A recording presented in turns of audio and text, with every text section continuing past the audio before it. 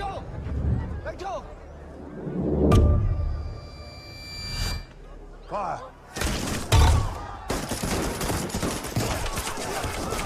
13 अप्रैल साल 1919 अमृतसर का जलियांवाला बाग मानवता को शर्मिंदा करती एक ऐसी घटना का गवाह बना जिसने हमेशा के लिए गोरे अंग्रेजों के चरित्र पर काला दाग लगा दिया। इसी दिन जनरल डायर ने हजारों मासूम निहत्थे हिंदुस्तानियों पर लगातार गोलियां चलवाई। यही नहीं, उन लोगों के भागने का तमाम रास्ते बंद कर दिए गए सिवाय मौत के।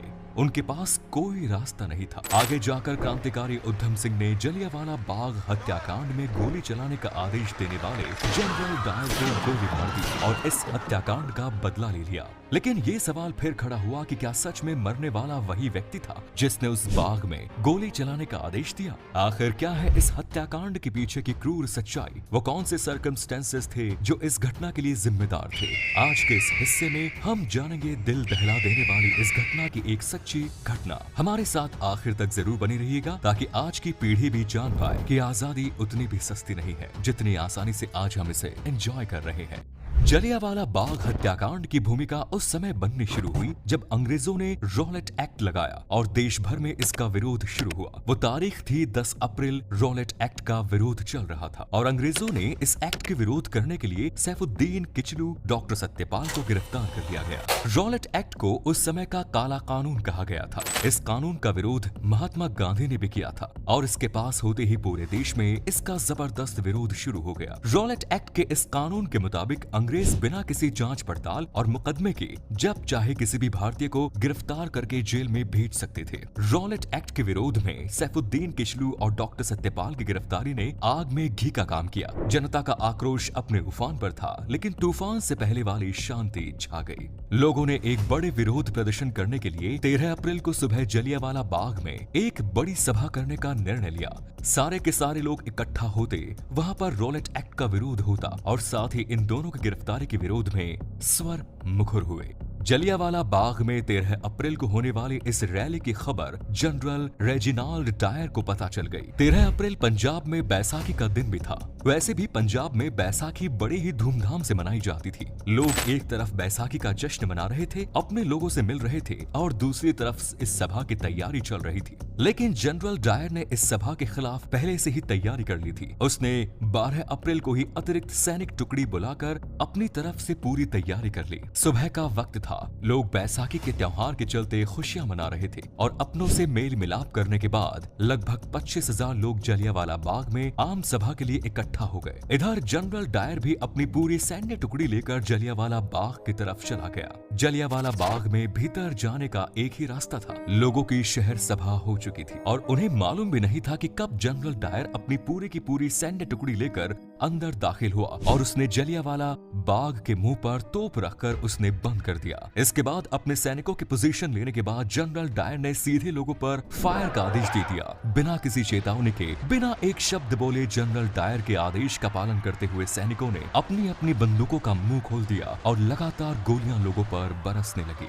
जलियांवाला बाग में जनरल डायर 50 राइफल और इतनी ही खुखरी लेकर पहुंचा था। इसका मतलब है कि वो पहले से डिसाइड करके आया था कि उसे क्या करना है। जवानों ने इस दौरान लगभग 10 मिनट में 1600 राउंड फायर किए। लोगों को न संभलने का मौका मिला और न बचकर भागने का। जवान बिना रुके लगातार फायरिंग कर रहे थे। जनरल डायर ने आदेश ही कुछ ऐसा दिया था। फायरिंग केवल बंदूक में गोली लोड करने के दौरान ही धीमी पड़ती थी, वरना यहाँ मौजूद जवान लगातार लोगों पर फायर कर रहे थे। लोगों में अफरा तफरी मच गई। वहाँ मौजूद महिलाएं, बच्चे, बूढ़े और जवान सभी अपनी अपनी जान बचाने के लिए वहाँ से भागने लगे। लोगों ने वहाँ मौजूद कुएं में कूदकर अपनी जान बचाने की कोशिश की, लेकिन कोई फायदा नहीं हुआ। कुछ लोग दीवार फांद कर भाग जाना चाहते थे, मगर उसका भी कोई फायदा नहीं हुआ। जनरल डायर के सैनिकों ने हर किसी को चुन चुन कर मारने की कसम खा रखी थी। बाग के जिस कुएं में कूदकर लोग अपनी जान बचाना चाह रहे थे, उसमें से 120 इंसानों की लाशें निकाली गई।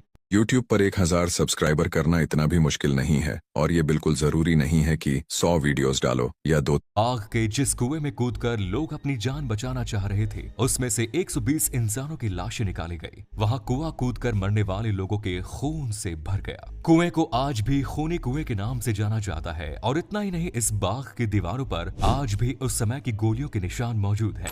लगातार 10 मिनट हुई इस अंधाधुंध फायरिंग के बाद जनरल डायर राक्षसों की तरह हंसता हुआ वहाँ से बाहर चला गया। इतना ही नहीं, अमृतसर की सड़कों पर जो भी भारतीय उसे नजर आता वो उसे भी गोली मार देता।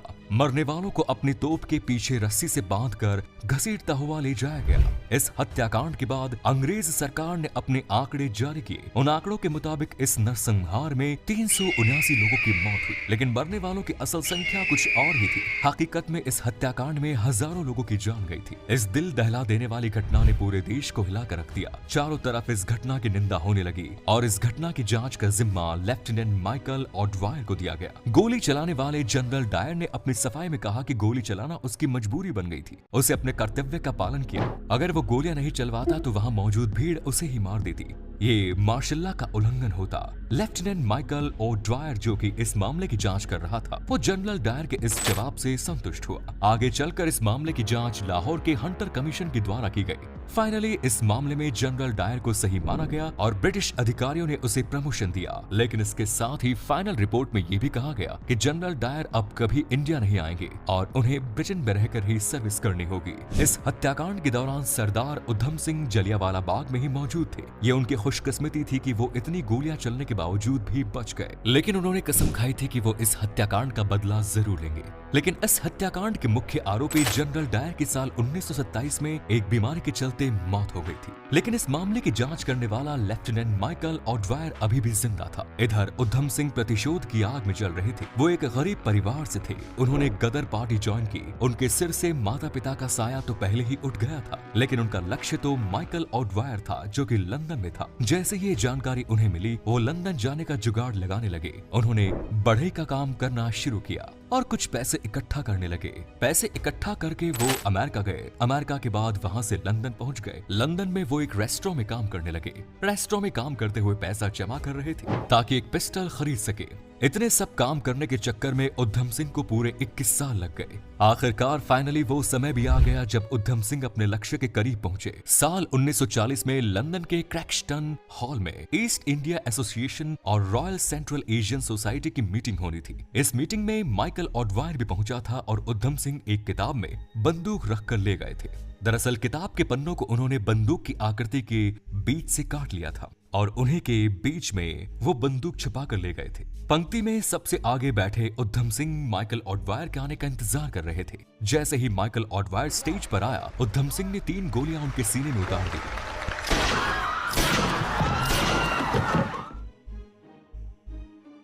वो वहां से भागे नहीं बल्कि वहीं खड़े हो गए और उन्होंने कहा कि 21 साल बाद जलियांवाला बाग हत्याकांड का बदला ले लिया। उधम सिंह ने वहां अपनी गिरफ्तारी दे दी। इसके बाद 31 जुलाई 1940 को उन्हें फांसी दे दी गई। यहाँ ये बात ध्यान देने लायक है कि जलियांवाला बाग हत्याकांड से जो 2 अंग्रेज अफसर जुड़े हुए थे, उनके नाम काफी मिलते जुलते थे। उनमें से एक जो असली गुनहगार था वो पहले ही अपनी बीमारी के चलते मारा गया, जबकि जिसने गुनहगार